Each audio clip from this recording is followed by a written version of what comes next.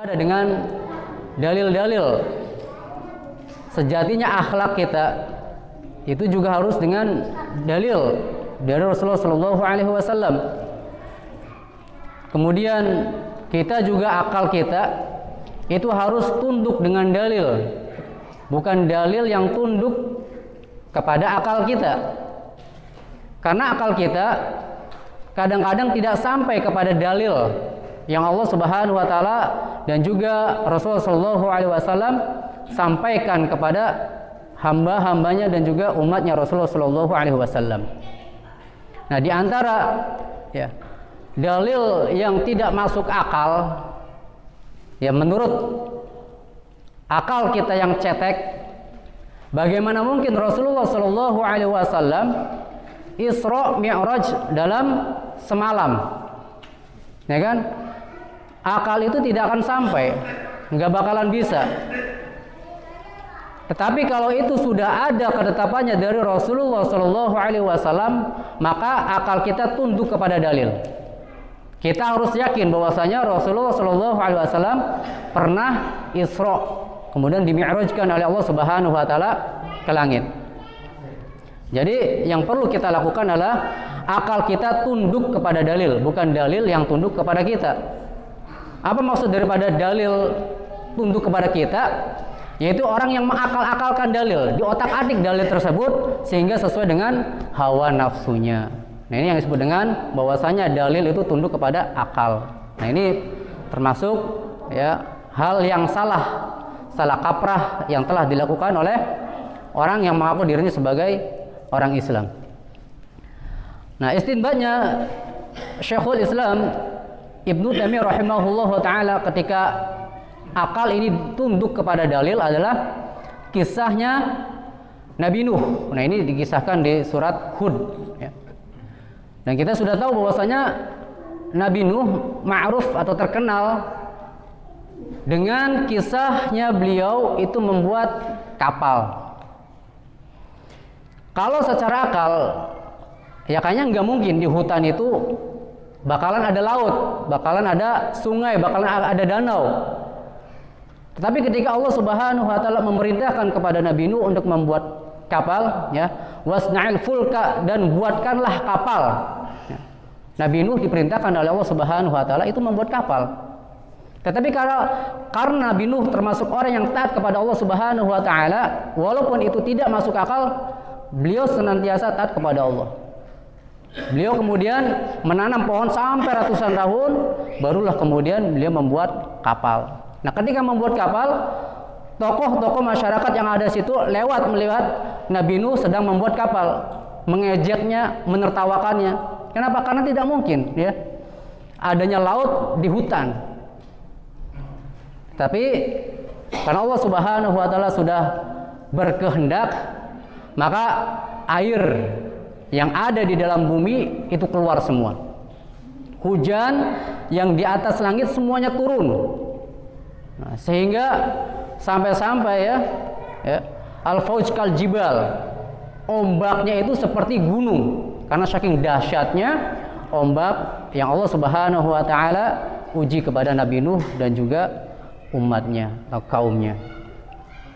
Nah, ketika Allah Subhanahu wa taala itu memberikan banjir kepada Nabi Nuh dan juga kepada kaumnya, hanya orang sedikit saja yang beriman kepada Nabi Nuh yang naik kepada kapalnya. Kemudian kata Allah Subhanahu wa taala, bismillahi majreha. Ketika Allah Subhanahu wa taala mengatakan masuklah kalian ke kapal tersebut, bismillahi majreha wa mursaha, dengan menyebut nama Allah ketika berlayar dan ketika berlabuh. Nah, jadi benar-benar itu sangat dahsyat sekali. Sampai-sampai kapal yang begitu besarnya, itu semuanya terangkat sampai banjir, sehingga ketika sudah berlayar, disebutkanlah di dalam firman Allah Subhanahu wa taala di surat Hud tersebut, Nabi Nuh melihat anaknya dan merasa kasihan. Apa kata Nabi Nuh alaihissalam? Ya bunayyar kam ma'ana, wahai anakku, naiklah ke kapal ini bersama kami. tetapi anaknya termasuk anak yang bengal, yang susah diatur. Naudzubillah min dzalik ya. Nabi aja memiliki anak tersebut ya, anak yang naudzubillah, yang nakal, yang susah diatur. Anak-anaknya senantiasa mengatakan bahwasanya saya akan berlindung di atas gunung. Nah, kemudian naik gunung, tetapi airnya senantiasa naik sampai semuanya tenggelam. Ya, seluruh bumi semuanya tenggelam. Ya. Maka kemudian Allah Subhanahu wa taala ya menyurutkan air tersebut agar bumi menelan airnya kembali. Kemudian air hujan pun suruh berhenti. Maka semuanya berhenti dan air pun semuanya surut. Nah, kemudian kapal Nabi Nuh itu berada di Gunung Judi ya, Gunung Judi. Nah, itulah ya Imam Syekhul Islam Ibnu Taimiyah rahimahullahu taala itu beristinbat bahwasanya kalau Allah Subhanahu wa taala perintahkan, maka yang harus kita lakukan adalah sami'na wa ata'na. Kita dengar dan kita taati walaupun itu tidak masuk akal. Karena tapi ketika orang-orang yang bengal seperti itu, maka Allah Subhanahu wa taala akan azab mereka. Nah, insyaallah ya di dalam kitab ini ya Al-Wajiz fi Fiqh Sunahi wal Kitabil Aziz semuanya adalah dalil-dalil dari firman-firman Allah Subhanahu wa taala dan juga hadis-hadis Rasulullah sallallahu alaihi wasallam. Nah, ketika ada dalil-dalil seperti ini, maka kita dengar dan juga kita amalkan, kita kerjakan. Baik, kita lanjutkan pembahasan kita dalam kitab Al-Wajiz fi Fiqh Sunnati wal Kitabil Aziz. Pertemuan yang lalu kita sudah masuk kepada sunnah-sunnah wudu. Nah, sekarang kita masuk ke sunnah wudu yang ke-7. Qala al-mu'allif rahimahullah taala taslithul ghusli, yaitu menggosok atau membasuh sebanyak 3 kali. Ini sunnah yang ke-7-nya. Jadi ketika berwudu, maka kita gosok anggota tubuh wudu kita itu sebanyak 3 kali. Apa hadisnya? Li hadis Utsman radhiyallahu anhu. Sebagaimana hadis Utsman radhiyallahu anhu, anna Nabi sallallahu alaihi wasallam, bahwasanya Nabi sallallahu alaihi wasallam tawaddu'a salasan. Bahwasanya Nabi sallallahu alaihi wasallam itu berwudu 3 kali, ya. 3 kali. Wa qad sahha annahu, dan juga sahih bahwasanya sallallahu alaihi wasallam ya telah sahih hadisnya juga tawaddu'a marratan wa marrataini. Rasulullah sallallahu alaihi wasallam itu juga berwudu ya sekali dan juga 2 kali. Maksudnya apa? Ketika beliau ya membasuh tangan itu kadang-kadang sekali saja. Ataupun muka juga sekali saja. Atau tangan, ya lengannya itu juga pernah sekali ataupun 2 kali. Jadi ketika kita melihat ada teman-teman kita yang mencuci anggota tubuhnya cuma sekali saja, maka itu sah. Ya, itu sah. Ataupun cuma 2 kali, maka itu juga sah wudunya. Nah, kita mencari afdoliyahnya, yang utamanya adalah 3 kali membasuh anggota tubuh wudu. Nah, hadis ini hasan sahih ya, diriwayatkan oleh Abu Dawud dan juga Bukhari. Kemudian wa yustahabbu tikraru mashir ra'si ahyanan. Dianjurkan pula mengulangi ya mengusap kepala kadang-kadang.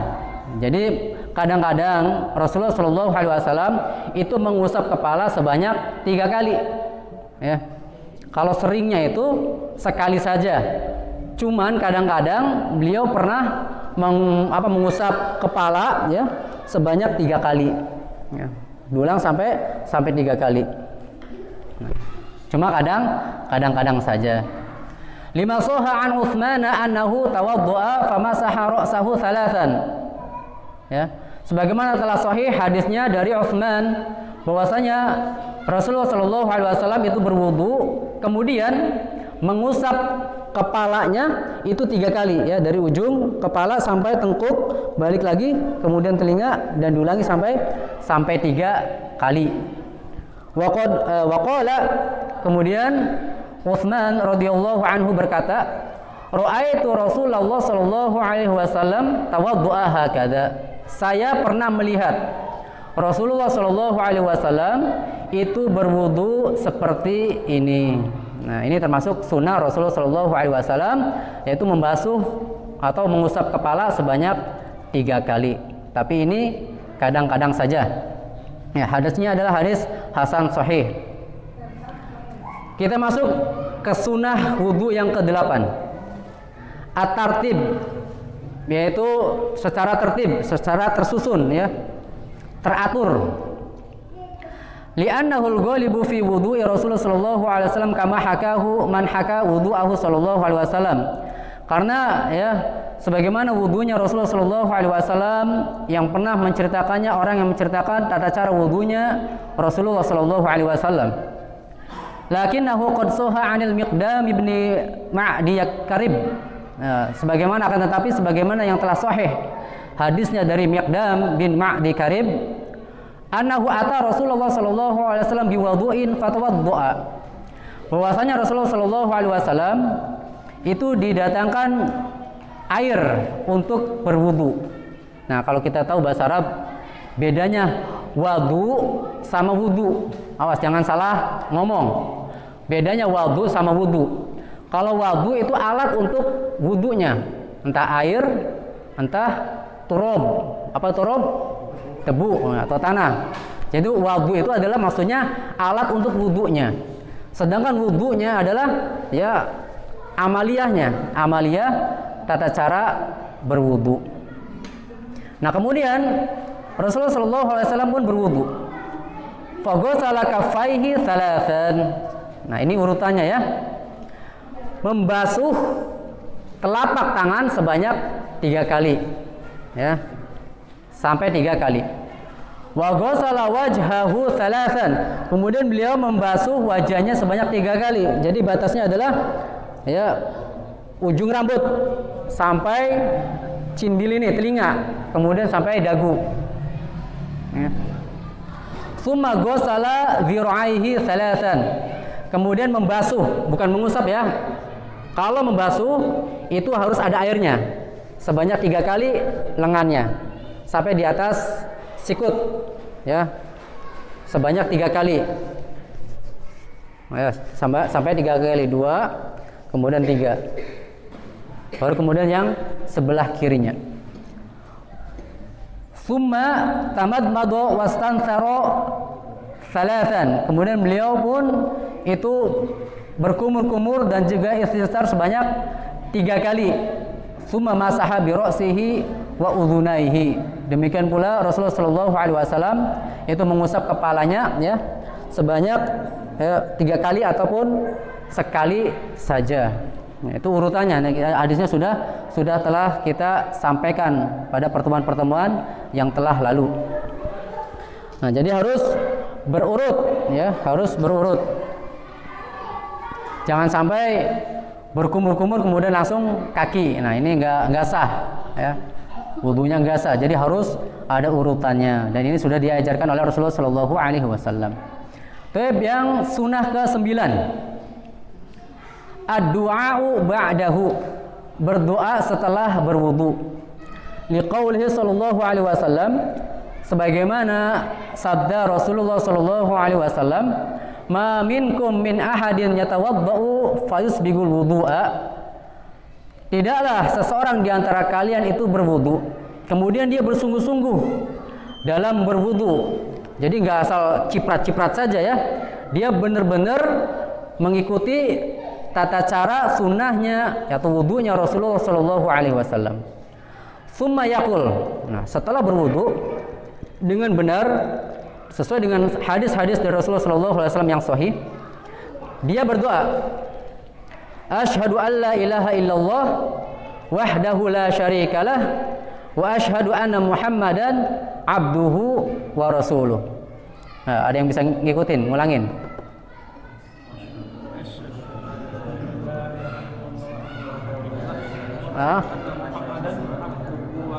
Alhamdulillah. Gampang nggak kira-kira? Nih perhatikan nih apa ajarnya, pahalanya. Mudah sekali. illa futihat lahu abwabul jannati tsamaniyatu yadkhulu min ayyiha syaa. Nah, apa pahalanya orang yang ketika setelah berwudu kemudian dia mengatakan asyhadu an la ilaha illallah wahdahu la syarikalah wa asyhadu anna muhammadan abduhu wa rasuluh, melainkan Allah Subhanahu wa taala akan bukakan bagi dia pintu-pintu surga yang 8. Jadi 8 pintu surga itu dibukakan bagi orang yang berdoa seperti itu setelah wudunya. Terserah dia mau masuk pintu surga yang manapun. Nah, Masya Allah ya, 8 pintu surga itu dibukakan buat dia. Dan dia terserah mau masuk pintu surga yang ke-1, yang kedua, ketiga, dan ke-8, terserah. Tetapi kira-kira kalau kita milih yang mana nih? Firdaus, Masya Allah, bagus sekali. Jawabannya bagus sekali. Surga Firdaus ya. Sebagaimana hadis Abu Hurairah radhiyallahu anhu yang diriwayatkan oleh Imam Bukhari dan Muslim ya. Fa idza sa'altumullaha fas'aluhu al-firdaus. Apabila kalian itu meminta kepada Allah, berdoa kepada Allah, maka mintalah surga Firdaus ya. Fa innahu awsatul jannah wa 'alal jannah. Karena surga Firdaus itu surga yang paling tengah dan yang paling tinggi. Wa fawqahu arsyur rahman. Dan di atas surga Firdaus itu ada arsy-nya Ar-Rahman, yaitu Allah Subhanahu wa taala. Jadi surga Firdaus itu sangat dekat sekali dengan arsy-nya Allah Subhanahu wa taala. Karena saking tingginya surga Firdaus ya. Ya, kemudian wa innahu yatafajjaru anharu al-jannah. Karena di surga Firdaus tersebut, dari surga Firdaus tersebut itu mengalir sungai-sungai surga. Jadi sungai-sungai surga itu sumbernya di surga Firdaus. Karena saking tingginya kedudukan surga Firdaus. Nah, maka sering-seringlah kita ketika berdoa minta kepada Allah agar dimasukkan ke dalam surga Firdaus tanpa hisab dan juga tanpa azab. Nah, itu doa yang senantiasa kita harus lantunkan kepada Allah Subhanahu wa taala. Dan yang perlu perhatikan, ini kabar gembira juga ya. Masya Allah, ini termasuk ya orang amalan yang paling dicintai Allah Subhanahu wa taala, senantiasa memberikan kabar gembira. Sebagaimana di surat Al-Hadid ayat 21, wasabiqu ila magfiratin min rabbikum wa jannatun 'arduha ka'ardis sama'i wal ard u'iddat lil ladzina amanu war rusulih.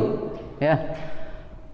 Bersungguh-sungguhlah kalian, bersegeralah kalian itu menuju ampunan Allah. Jadi kalau kita melakukan dosa, segera minta ampun kepada Allah. Nah, jangan berlarut-larut. Ya, misalkan naudzubillah hari ini kita melakukan dosa, nantilah tobatnya kapan-kapan ya. Masih muda kan biasanya sering kayak gitu ya, masih muda, nanti kalau sudah tua baru tobat. Nah, seharusnya perintah Allah ini yang harus dikerjakan. Ketika kita melakukan dosa, kita pun harus bersegera meminta ampun kepada Allah Subhanahu wa taala. Makanya ketika sholat pun ya, padahal setelah sholat ya, sunnahnya apa itu zikirnya? Istighfar. Berapa kali? 3 kali. Astagfirullah, astagfirullah, astagfirullah. Padahal itu yang telah kita lakukan adalah sholat. Bagaimana kalau melakukan dosa-dosa yang lainnya? Tentunya harus lebih banyak lagi kita melakukan istighfar kepada Allah. Bahkan Rasulullah dalam majelisnya beliau berzikir kepada Allah, beristighfar kepada Allah sebanyak 70 kali. Itu Rasulullah ya, yang sudah diampuni dosa-dosanya yang telah lalu dan yang akan datang. Maka kita harus lebih bersungguh-sungguh beristighfar kepada Allah Subhanahu wa taala. Nah, jadi perintahnya adalah di surat Al-Hadid ayat 21 tadi, bersegera kalian kepada ampunan Allah dan surga yang luasnya seluas langit dan bumi, yang disediakan bagi orang-orang yang beriman kepada Allah dan juga para rasulnya. Ini semuanya ilmu gaib. Kita tidak pernah ya semenjak lahir sampai sekarang melihat Allah Subhanahu wa taala. Maka sungguh bohong orang yang mengatakan bahwasanya saya pernah bermimpi melihat Allah Subhanahu wa taala. Ini sungguh kedustaan yang sangat dusta. Nah, kemudian ya tadi ilmu gaib dan juga kita mengimani para rasul. Ada gak dari kita pernah melihat Nabi Adam, Nabi Nuh? Tapi kita yakin ya Dan kita harus yakin, kita tanamkan di dalam diri kita bahwasanya dulu ada para rasul, ya. Nah, itu yang harus kita yakini. Kenapa? Karena janjinya adalah surga yang luasnya adalah seluas langit dan bumi. Yang jaraknya saja antara bumi dengan langit yang pertama itu 500 tahun. Masya Allah, jaraknya langit, ya, langit bumi ini yang kita injak sampai langit pertama itu 500 tahun. Dan tebal langit, satu langit itu jaraknya juga sama 500 tahun. Jadi betapa luasnya surga Allah Subhanahu wa taala yang nanti Allah Subhanahu wa taala insyaallah sediakan bagi kita. Nah, kita aja disediakan misalkan rumah satu desa saja itu termasuk luas ya tanahnya. Apalagi ini nanti dikasihkan istana ya di surga, yang surga itu luasnya seluas langit dan bumi. Oh, Masya Allah, Allahu Akbar. Nah, maka berbahagialah kita sebagai seorang yang muslim, orang yang mukmin, yang senantiasa tamasuk ya, berpegang teguh dengan sunnah-sunnah Rasulullah Shallallahu Alaihi Wasallam. Jadi apa tadi anjurannya? Kalau kita minta surga, mintalah surga Firdaus. Ya. Boleh kita minta surga, tetapi mintalah yang paling tinggi, yaitu surga Firdaus. Jadi jangan tanggung-tanggung ya minta surganya ya. Dan yang paling mudah di antara doanya yang tadi ya, setelah wudu maka ucapkanlah asyhadu alla ilaha illallah wahdahu la syarikalah wa asyhadu anna Muhammadan abduhu wa rasuluh. Masyaallah, dijanjikan oleh Allah Subhanahu wa taala masuk 8 pintu surga, terserah mau masuk pintu surga yang manapun. Nah, ini hadisnya adalah hadis sahih. Oh, Masya Allah, hadisnya sahih ya. Betapa gampangnya ya orang yang sudah masuk ke dalam agama Islam, yang paham tentang sunnah-sunnah Nabi Shallallahu Alaihi Wasallam, itu masuk ke dalam surganya Allah Subhanahu Wa Taala. Taib zada at-Tirmidzi. Sedangkan at-Tirmidzi, Imam at-Tirmidzi itu menambahkan hadisnya atau dalil dari Rasulullah Shallallahu Alaihi Wasallam. Ini juga hadisnya sahih, yaitu setelah kita membacakan ya 2 kalimat syahadat tadi, ada tambahannya Allahumma ja'alni minat tawwabina wa ja'alni minal mutatahhirin ya. Allahumma ja'alni ya Allah ya, jadikan aku termasuk orang-orang yang bertaubat, yang segera bertaubat ketika melakukan kesalahan. Wa ja'alni minal mutatahhirin, dan jadikanlah aku termasuk orang yang bersuci. Jadi di antara sunnahnya adalah ketika kita setelah hadas maka perbaiki atau perbaharui wudhu kita. Ketika kita berdoa seperti ini, insya Allah akan dimudahkan kita untuk berwudhu. Kalaupun kita di atas ya sudah di atas ranjang, malas untuk keluar ya ingin berwudhu, maka cukup tayamum. Insya Allah dengan tayamum itu sudah mencukupi. Misalkan malam-malam kerasa dingin sekali, kan disunahkan sebelum tidur berwudhu. Nah, cuma karena kondisinya sangat dingin, gelap, dibolehkan itu untuk bertayamum. Ya, entah di tembok ataupun di kasur ataupun di lantai. Yang penting kita senantiasa mengerjakan sunnah-sunnah Rasulullah Sallallahu Alaihi Wasallam. Wa an Abi Sa'idin anna Nabi Sallallahu Alaihi Wasallam qala, dari Abu Sa'id bahwasanya Nabi Sallallahu Alaihi Wasallam bersabda, man tawaddu'a faqala, barang siapa yang berwudu kemudian dia mengatakan subhanakallahumma wa bihamdika asyhadu an la ilaha illa anta astaghfiruka wa atubu ilaik. Ini doa seperti apa nih? Nah, seperti kafaratul majlis. Maka ketika 2 kalimat syahadat, kemudian yang tadi Allahumma ja'alni minat tawabina wa ja'alni minal mutatahhirin, ditambah lagi subhanakallahumma wa bihamdika asyhadu an la ilaha illa anta astaghfiruka wa atubu ilaik. Subhanakallahumma, ya maha suci engkau ya Allah. Wa bihamdika, dan segala puji bagimu ya Allah. Ya. Asyhadu an la ilaha illa anta, aku bersaksi bahwasanya tiada ilah yang berhak diibadahi melainkan engkau ya Allah. Astaghfiruka, ya saya beristighfar memintakan ampun kepadamu ya Allah. Wa atubu ilaik, dan juga saya rahmakallah, dan juga saya taubat kepadamu ya Allah. Apa janjinya? Kutiba fi rokin, kemudian dia dituliskan amal kebaikan di lembaran. Tsumma tubi'a bitabain, kemudian pun dari lembaran tersebut ya, pahala tersebut setelah ditulis di lembaran kemudian dicetak ya, dicetak dalam sebuah cetakan. fala yuksaru ila yaumil qiyamah. Dan cetakan tersebut itu tidak akan pecah atau tidak akan rusak sampai hari kiamat. Nah, jadi kita akan dituliskan kebaikan Allah Subhanahu wa taala di sebuah cetakan. Kalau kita mungkin prasasti ya, di batu ataupun di marmer. Nah, cetakan tersebut itu dia akan pecah sampai nanti hari kiamat. Nah, hadis ini termasuk hadis yang sahih. Masya Allah ya, ternyata mudah sekali ya untuk mendapatkan surga. Maka bersungguh-sungguhlah menjalankan sunnah-sunnah Rasulullah Sallallahu Alaihi Wasallam.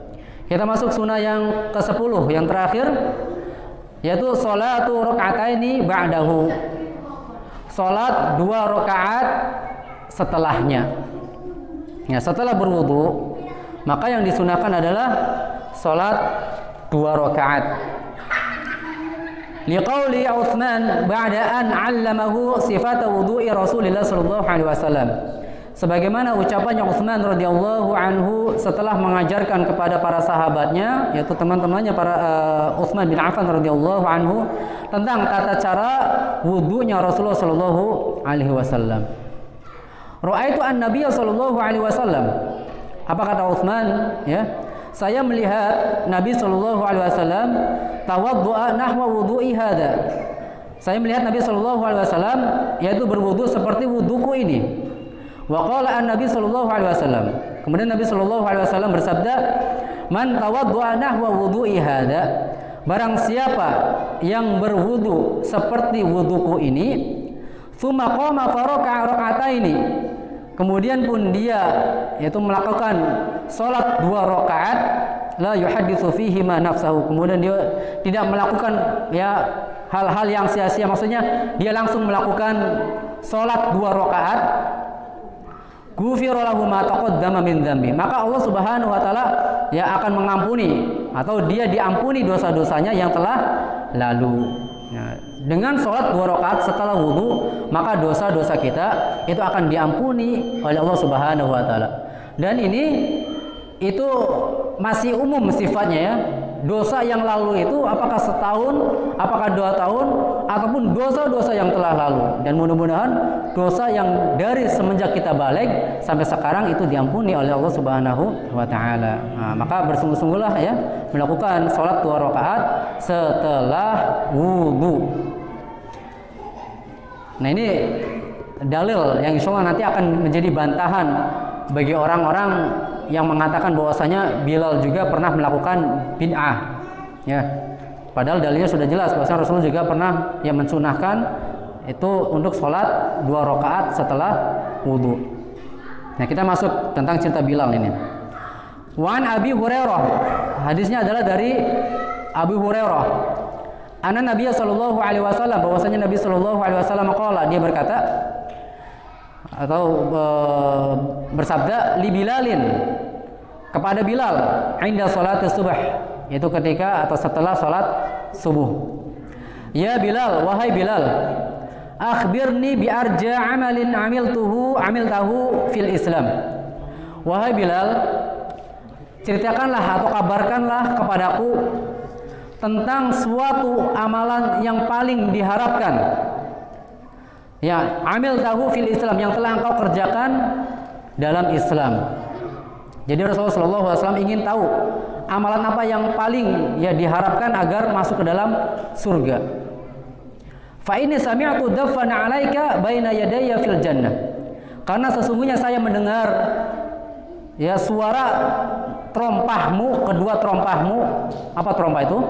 Sandal ya di depanku ketika aku berada di dalam surga. Jadi ketika Rasulullah SAW di dalam surga itu mendengar suara trompahnya Rasulullah SAW. Ini bukan berarti Bilal sudah masuk ke dalam surga. Ini baru suara trompahnya saja ya. Jadi masing-masing orang itu memiliki khas. Kalau jalan, ada yang jalannya gesrek. Ada ketiplak. Jadi macam-macamnya. Rasulullah tahu ya, jalannya Bilal itu tahu. Nggak tahu seperti apa. Ya, yang jelas Rasulullah SAW itu paham betul karakteristik sahabat-sahabatnya. Bahkan sampai tata jalannya Bilal radhiyallahu anhu juga paham, ya, tata cara jalannya Bilal radhiyallahu anhu. Qala, kemudian Bilal mengatakan, "Ma 'amiltu 'amalan arja' indi," ya, tidaklah saya mengamalkan sebuah amalan yang paling aku harapkan, ya, anni lam atatohar tuhuran fi sa'atin min lailin aw naharin illa shallaitu. Ya, setiap kali aku bersuci, baik itu di malam hari maupun di siang hari, melainkan saya sholat, ya, bidzalika tuhur, ya, dengan wudu tersebut, ma kutiba li an usolli, ya, selama atau sesuai dengan kemampuan aku melakukan sholat. Jadi bukan hanya 2 rakaat, ya. Sampai Bilal mampu melakukan sholat 2 rakaat, ya terus aja, ya, tambah lagi dan terus tambah lagi. Jadi intinya adalah ketika seseorang yang melakukan sholat 2 rakaat tadi, ya, atau sholat sunnah setelah wudu, maka orang tersebut akan dimasukkan oleh Rasulullah SAW ke dalam surga. Sebagaimana sunnahnya, ya, Bilal radhiyallahu anhu melakukan sholat sunnah setelah wudu sampai-sampai suara telapak kakinya saja, ya, sandalnya saja itu sudah terdengar di dalam surga. Ya, jadi orang itu masing-masing memiliki, ya, keistimewaan. Maksudnya apa? Syariat Islam itu sangat banyak sekali, baik dari Al-Quran maupun dari hadis, dan kita tidak mampu untuk menjalankan syariat Islam secara kafah, secara keseluruhan. Wallahi nggak bakalan mampu. Bahkan, ya, Rasulullah SAW itu ketika sholat malam kakinya sampai bengkak-bengkak. Mampu nggak kita sholat seperti itu? Sampai bengkak-bengkak, nah, sampai, ya, mengeluarkan, ya, walalah mungkin darah atau apa, intinya sampai pecah, ya, retak-retak kakinya Rasulullah SAW. Sampai begitunya, ya. Padahal dosa-dosa Rasulullah SAW sudah diampuni. Kita nggak bakalan mampu untuk melakukan, ya, syariat-syariat Islam yang begitu banyaknya. Paling tidak kita ambil syariat Islam yang paling kita sukai. Nah, di antara amalan yang paling disukai oleh Bilal radhiyallahu anhu adalah ketika setelah wudu beliau melakukan sholat sunnah. Nah, ini spesialisnya Bilal radhiyallahu anhu. Nah, demikian pula, ya, seperti halnya di sebuah hadis yang diriwayatkan oleh Imam Bukhari dan Muslim, bahwasanya Rasulullah SAW itu memerintahkan seorang laki-laki untuk menjadi pemimpin dalam sebuah pasukan. Jadi pasukan khusus dalam misi khusus. Nah, disuruhlah laki-laki tersebut untuk menjadi pemimpinnya. Nah, ketika dia menjadi pemimpin, dia pun menjadi imam. Ya, ini otomatis, ya. Ketika dia menjadi pemimpin, maka dia pun menjadi imam. Nah, ketika dia menjadi imam, di setiap rakaat terakhirnya dia senantiasa membaca surat, Masya Allah, apa surat Al-Ikhlas itu? Qul huwallahu ahad, Allahus samad, lam yalid walam yulad walam yakul lahu kufuwan ahad. Dan seperti itulah yang dilakukan laki-laki tadi. Setiap dia kali memimpin sholat, di rakaat terakhirnya membaca surat Al-Ikhlas. Nah, kemudian pulanglah pasukan tersebut, kemudian mengadukan kepada Rasulullah SAW tentang perihal yang dilakukan oleh pemimpinnya. Sampailah, ya, berita tersebut kepada Rasulullah SAW. Apa Rasulullah tanyakan kepada dia, kenapa dia melakukan hal tersebut? Kemudian, ya, pasukannya itu pun bertanya kepada pemimpinnya. Ternyata apa kata pemimpinnya? Bahwasanya surat Al-Ikhlas itu ada sifat Ar-Rahman. Maka aku pun suka dengan surat Al-Ikhlas. Dia pun pemimpin tersebut itu suka sekali dengan surat Al-Ikhlas. Setiap kali dia sholat, dia pun membaca surat Al-Ikhlas, Al-Ikhlas dan terus Al-Ikhlas. Apa kata Rasulullah SAW setelah mendapatkan jawaban dari pemimpinnya pasukan tersebut? Kemudian Rasulullah SAW mengatakan, akhbiruhu fa innallaha ta'ala yuhibbuh. Sampaikanlah kepada dia bahwasanya Allah Subhanahu wa taala itu mencintainya. Padahal ringan sekali. Setiap kali terakhir dia sholat, dia senantiasa membaca surat Al-Ikhlas dan dia cinta dengan surat Al-Ikhlas, maka Allah pun itu mencintai orang yang membaca surat Al-Ikhlas. Nah, ini yang mungkin ya amalan spesial yang kita lakukan, paling minimal kita rutinkan membaca surat Al-Ikhlas, baik itu sholat sunnah kita maupun sholat wajib kita. Ya terus terang ya, kalau anak sendiri itu setiap kali sholat sunnah di rakaat terakhirnya itu membaca surat Al-Ikhlas, karena berharap ya dicintai oleh Allah Subhanahu wa Ta'ala. Nah, mudah-mudahan ya semua jamaah juga ya berharap dicintai oleh Allah Subhanahu wa Ta'ala. Ya paling minimal ada amalan spesial yang kelak nanti kita akan dipertanggungjawabkan di hadapan Allah Subhanahu wa Ta'ala. Ini amalan spesial laki-laki yang tadi. Ada juga amalan spesial. Nah, ini juga sama hadisnya dari Abu Hurairah, bahwasanya ada seorang hamba Allah Subhanahu wa Ta'ala itu dihadapkan kepada Allah Subhanahu wa Ta'ala. Kemudian Allah Subhanahu wa Ta'ala perintahkan agar diperlihatkan amalannya. Apa kata orang tersebut? Ya Allah, saya tidak memiliki amalan kebaikan kecuali satu amalan. Ya, orang tersebut mengaku bahwasanya dirinya tidak memiliki amalan kebaikan kecuali satu saja. Dia spesial amalan ini yang senantiasa dia lakukan. Dulu aku memiliki harta, lalu aku meminjamkan harta tersebut kepada orang yang membutuhkan. Setiap ada orang yang mampu untuk melunasi hutangnya, kemudian aku mudahkan. Dan setiap kali ada orang yang ada kesusahan, maka aku akan memberikan tenggang waktu sampai dia mampu untuk melunasinya. Apa kata Allah Subhanahu wa Ta'ala? Sungguh aku yang lebih berhak untuk memberikan kemudahan. Faghfarolah. Apa kata Allah Subhanahu wa Ta'ala lewat sabdanya dari Rasulullah SAW? Maka orang tadi yang amalannya dia tidak memiliki amalan kebaikan sedikit pun kecuali satu saja, maka orang tersebut diampuni oleh Allah Subhanahu wa Ta'ala. Jadi amalannya spesial. Dia punya harta banyak. Kemudian ketika ada orang yang meminjamkan hutang, ya, kemudian dia pun memberikan hutang. Ketika ada orang yang kesusahan, dia pun beri tenggang waktu sampai dia mampu untuk melunasinya. Ya, jangan sampai digedor-gedor, ya, jangan sampai ditodong. Naudzubillah, jangan sampai dilipat gandakan hutang tersebut dengan riba. Nah, ini akan menyusahkan orang yang dihutangin. Ya, seharusnya orang yang memiliki harta banyak itu memudahkan. Tujuannya untuk apa?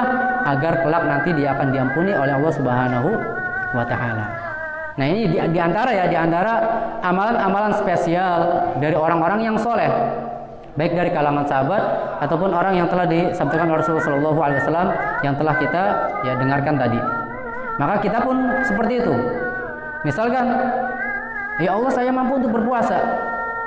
Amalan spesial saya adalah puasa Senin Kamis. Ya, rutinkan dia sampai mati nanti puasa Senin Kamis. Enggak masalah, itu amalan spesial saya. Walaupun saya tidak pernah tahajud, saya tidak pernah sholat duha, ya, walaupun saya tidak pernah memberikan sedekah, tetapi saya, ya Allah, amalan spesial saya adalah melakukan puasa sunnah. Atau amalan spesial yang lainnya seperti zikir, ya, subhanallah wa bihamdihi subhanallahil azim. Ya, kalimatani khafifatani ala lisan wa thaqilatani fil mizan wa habibatani ila rahman. Dua kalimat yang ringan diucapkan, berat di timbangan dan dicintai oleh Ar-Rahman, yaitu Allah Subhanahu wa Ta'ala. Apa zikirnya? Subhanallah bihamdihi subhanallahil azim. Nah, itu yang dirutinkan. Boleh, terserah, semampu kita. Ya, amalan spesial yang kita lakukan nanti akan menjadi insyaallah pemberat amal timbangan kita. Nah, demikian pula muadzin misalkan. Ya, rutinkan menjadi seorang muadzin sampai nanti ketemu dengan Allah Subhanahu wa Ta'ala, ya. Atau kita rutinkan di majelis ilmu. Ya, amalan spesial saya adalah belajar. Terus belajar dan terus belajar. Sebagaimana Imam Muslim meninggalnya ketika kapan? Ketika belajar. Ya, Imam Muslim itu meninggal dunia ketika belajar. Masya Allah tuh, luar biasa sekali. Ada orang yang Masya Allah ya, spesialnya dia senantiasa melakukan sholat, senang sekali melakukan sholat. Ya kalau sholat wajib jelas, nah, sholat sunnah dia senantiasa itu kerjakan. Maka meninggalnya pun dalam keadaan sujud. Masya Allah. Ya syukur-syukur nanti kalau kita meninggal dalam keadaan sujud ya di Masjid Nabawi atau Masjidil Haram. Ya. Amin. Insya Allah. Ya demikian ya, yang mudah-mudahan Allah Subhanahu wa taala memudahkan kita yang menjalankan sunnah-sunnah Rasulullah SAW dan kasih ya, paling minimal satu amalan spesial yang menurut kita mudah untuk mengerjakannya. Ya syukur-syukur kita mengerjakan sebagian besar daripada syariat Islam yang mulia ini. Ya. Oke, ada pertanyaan? Kalau nggak ada, kita tutup. Cukup insyaallah, ini udah azan. Ya, kita tutup dengan doa kafaratul majelis. Subhanakallahumma bihamdika asyhadu an la ilaha illa anta astaghfiruka wa atubu ilaik. Assalamualaikum warahmatullahi wabarakatuh.